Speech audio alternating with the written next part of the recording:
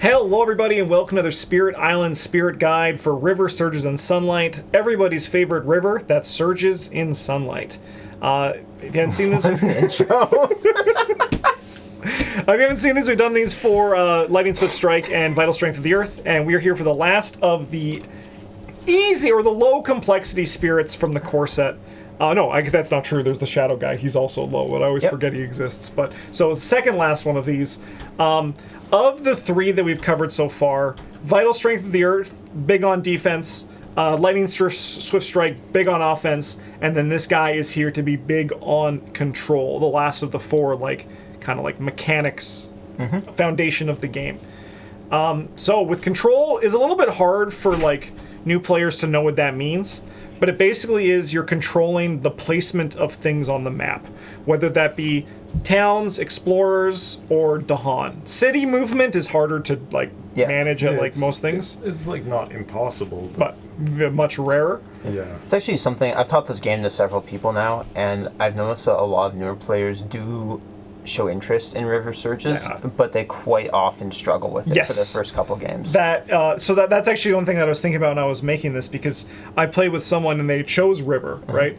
What I like to do instead I like to choose river, and then I have them choose one of the other ones, because then I can show them have them learn what movement and control is in this game, because it is very different than it's one of the hardest things I think to grasp, that even we're still trying to really get a refinement. I think the reason that new players struggle with it so much is because it's very easy to conceptualize, there's guys in this land, I need to blow them up, or there's guys here, they're going to attack, I need to defend it. Those sides of things, and especially when you're learning the game, if you're not super experienced with board games or card games in general in particular, it's very difficult to not only learn the game and the basic mechanics of the game with all the symbology in it, but also have to learn the flow of the game and how the game takes its turn. Yeah.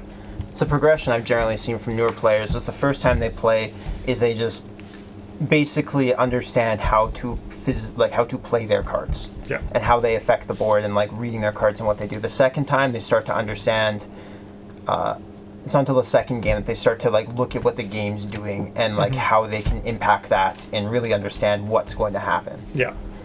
So even that, if you're starting to just play River Surges and you're looking for this guide for advice to play him, and if you haven't played one of the other spirits we've talked about, that's why I brought you to the table. It could be a good place for you to start with one of those other guys first to get there. It does have some offense too. Once we get to his power, we're going to see some actual destruction things as well. But lower on the defense and fear.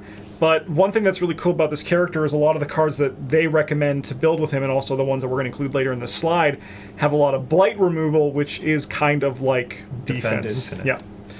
Which they call it utility in this game as one of those things, but it is defend infinite. Before we go on, which one of your favorite is those, and why is it the guy in the bottom left going, "Row"?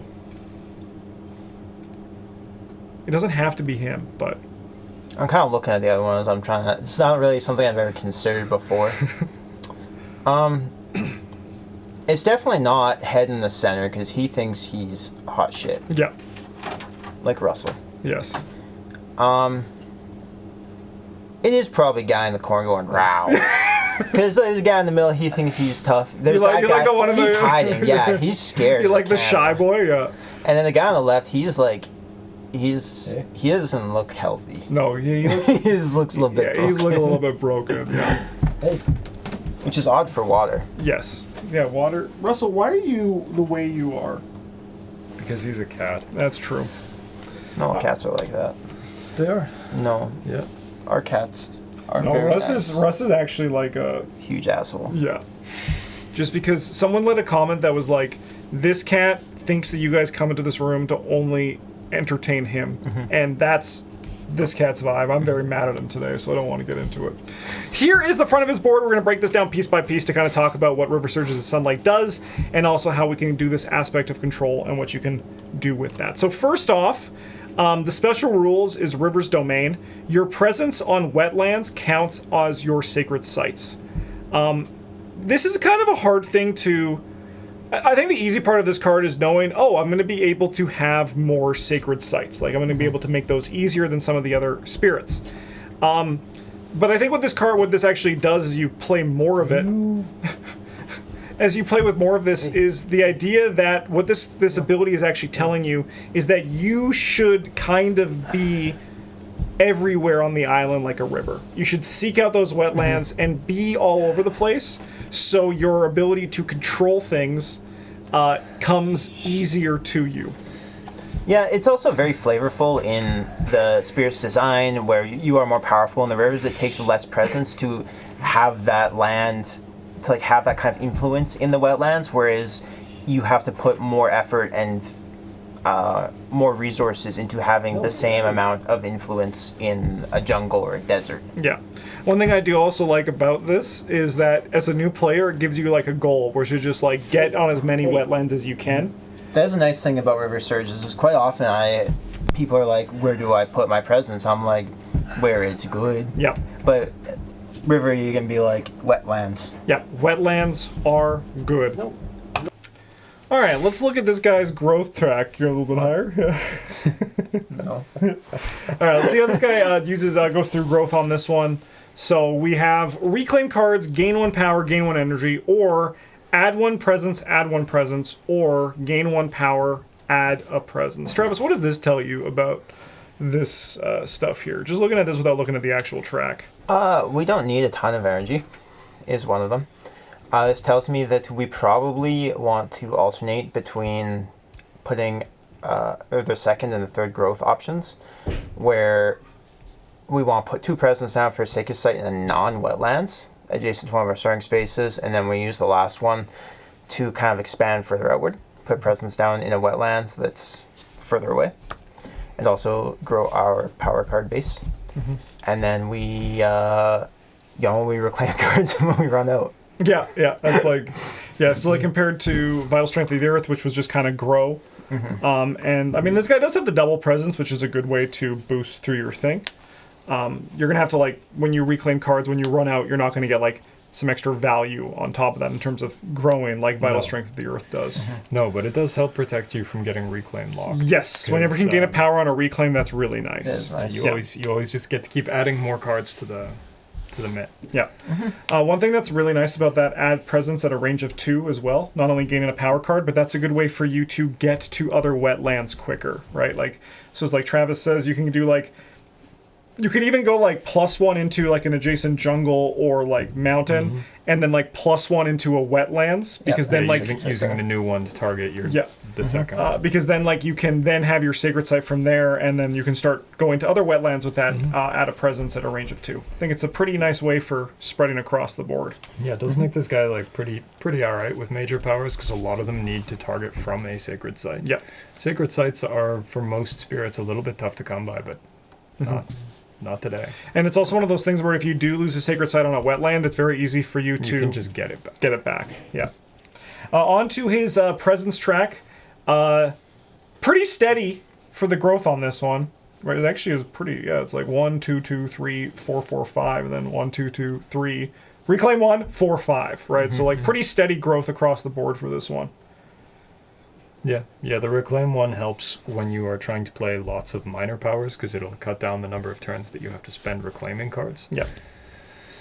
And if you have 1 power that's really good, wow, we just play that one every turn, don't we? Yeah.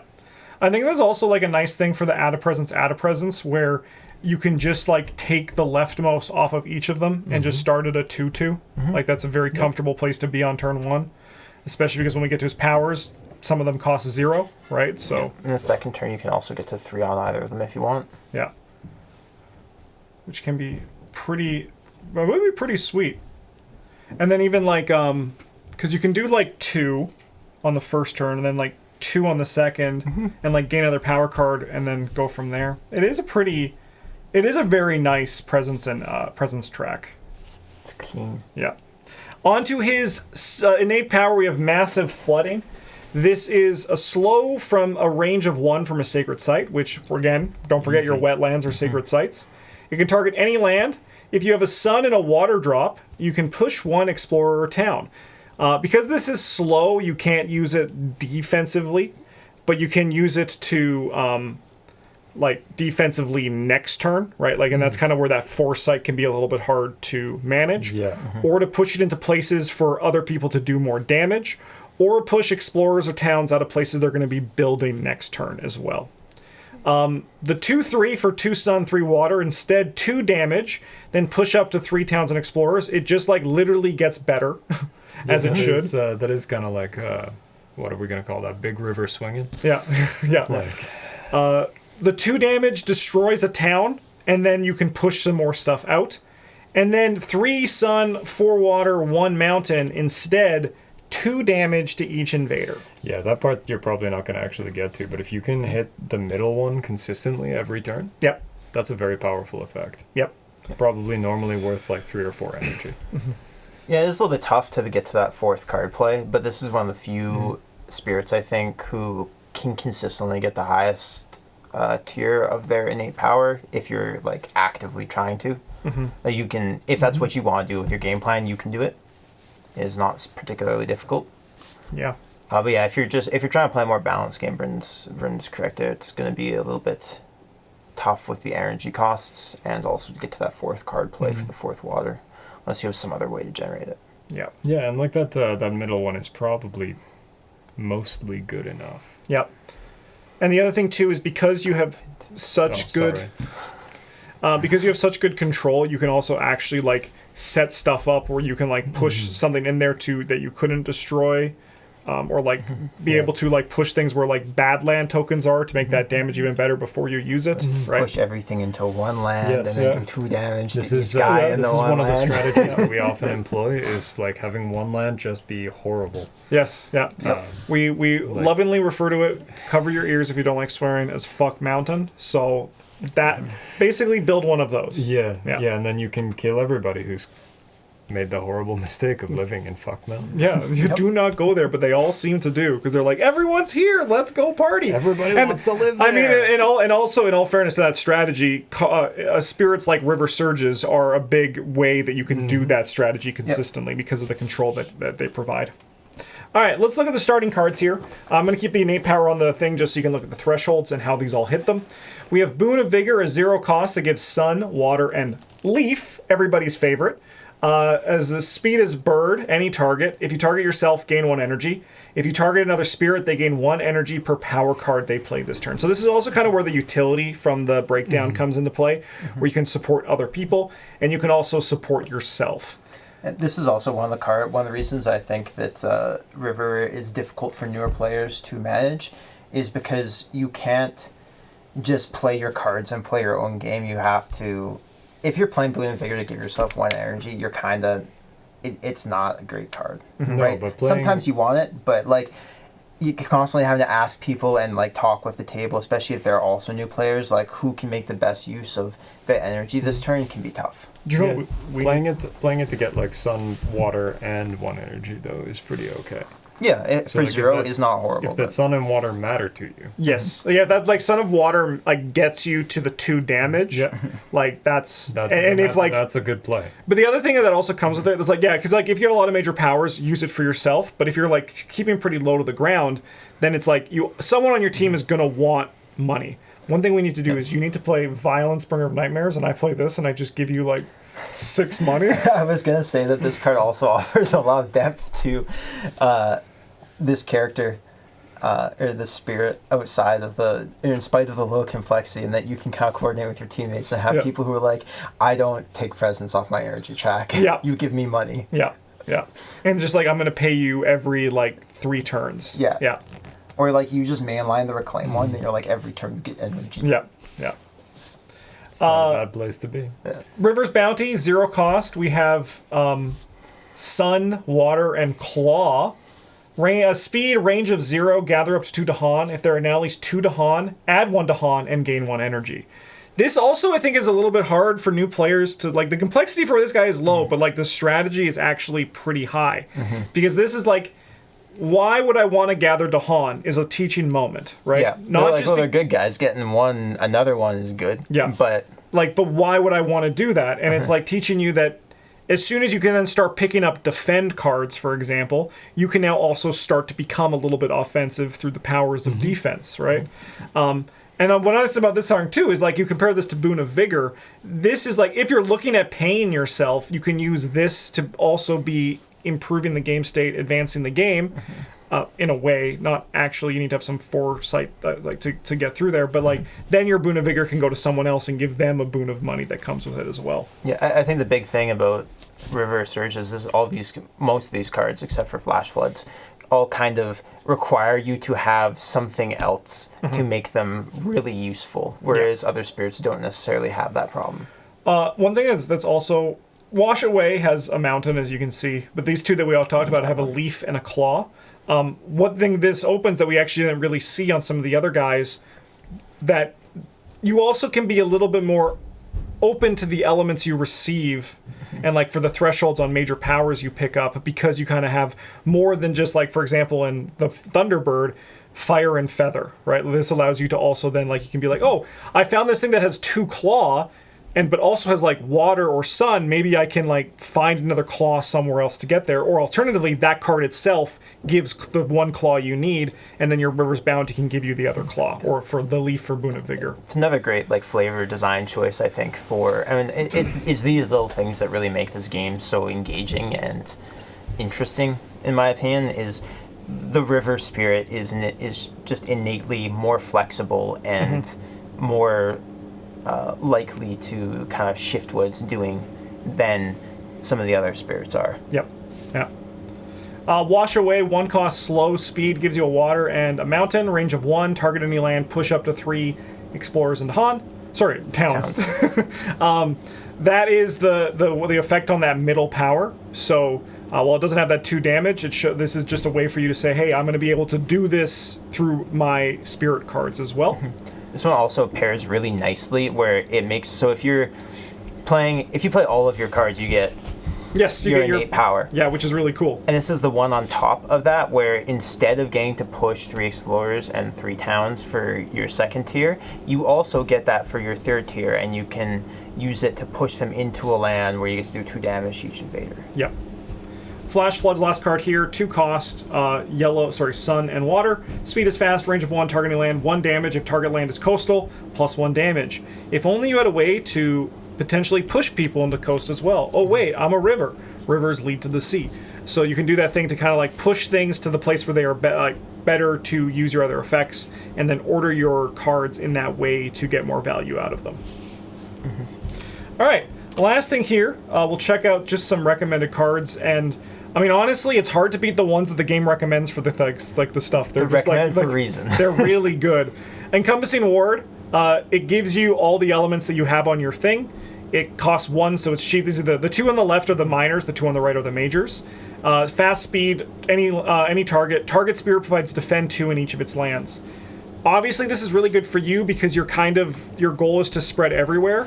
But in a pinch, that has that utility to also be used on other spirits, which can be very beneficial between them collapsing and them being able to like defend their island. Yep, it synergizes very well with your innate powers, where you can push the invaders into your lands, you can gather the Dahan in, and then you defend 2 in each of your lands, the Dahan kill the guys, and you're like... Yeah. Uncanny Melting is a 1 cost slow, range of 1 from a sacred site. It targets any land. It provides a sun, a moon, wow, opposites, and water. If target land is sand or wetlands, remove 1 blight. Oh, so invaders are present, generate 1 for your spell. Do you know why this one gives moon, Justin? Because the moon's hot? No, because moon is like... So, Uncanny Melting is like entropy at work, right? The water's changing states, so it's something that's happening over a period of time. Ah, so it's the sun and the moon, the Yes, shifts. all the time-related cards are sun and moon. Oh, that's cool. I did not know that. That's really neat. Yeah, like most of the cards that show like a passage of time? A passage of time have the sun and the moon on them. That's kind of neat. It's also kind of cool that from like they probably have that on the back end. That was a conscious choice of being like, this is how we tell that mechanic. And then what's cool is you can go to then a time spirit, and you have probably sun and moon as your thresholds to go with that as well. Yeah, you have sun, moon, feather. Yeah. Feather's fast. Feather just means we go. Things are Russian. That's we go fast. This is what I was talking about earlier, where while you can't defend, you can remove blight, and blight is defend infinite. Mostly. And a lot of the times where they're going to put down Blight, there's also going to be Invaders, so you can get some fear on top of that. Yeah. Sweep into the Sea is our first major here.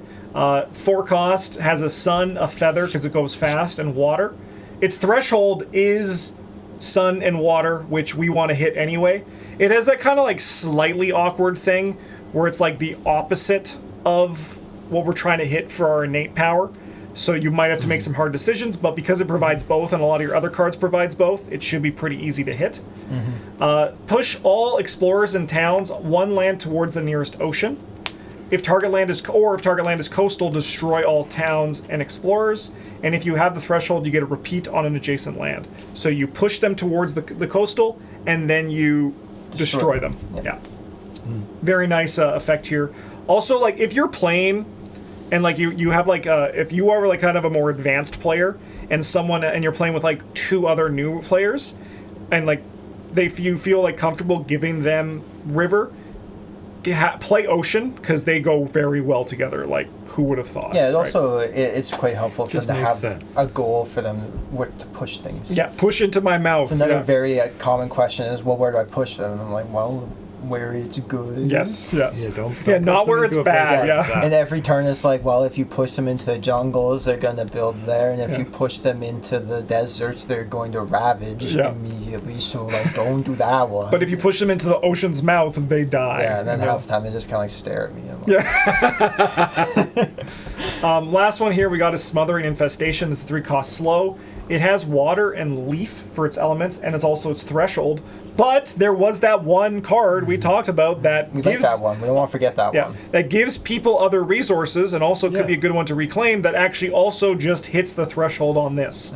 So slow speed, range of 0, add 1 disease. If target land is jungle or wetlands, 2 fear and 3 damage, and 1 damage to each invader.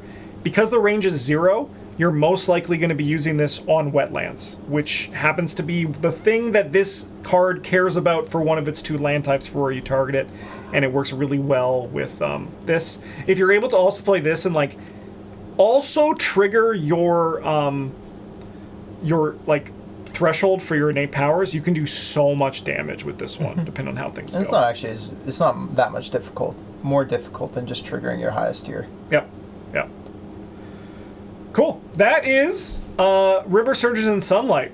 Very fun power, and also it's one of those things where when you feel the impact of River, it's very noticeable. Like a good game from a River is like leagues above what you can do otherwise. It's like kind of crazy. Yeah, River's definitely become one of my sort of favorite spirits in the game, especially when you look at the especially the variation offered from the aspects. Even just base, there's so many. Your utility is so generic and so reasonably strong that you can just kind of go with whatever you draw. Yep. Power wise, and it doesn't necessarily cripple you. Like a lot of other spirits struggle if you don't get minor powers early in the game that coincide with your game plan. But River has a pretty easy time, at least in my experience, of moving away from that and adapting to a different game plan. Yeah, because they like defense, they like things that move, and they like damage. They're like happy with any of them. They're like, I can make all of that work. Yep. Sweet. All right, well, thanks for watching, everybody. For the next one, we're going to be doing Shadows Flicker Like Flame, the last of our low-complexity spirits, and the Fear one, which is the last thing we have here to cover for this. So we'll see you all for that. In the meantime, thanks for watching. Have a good one. And as always, a GG's.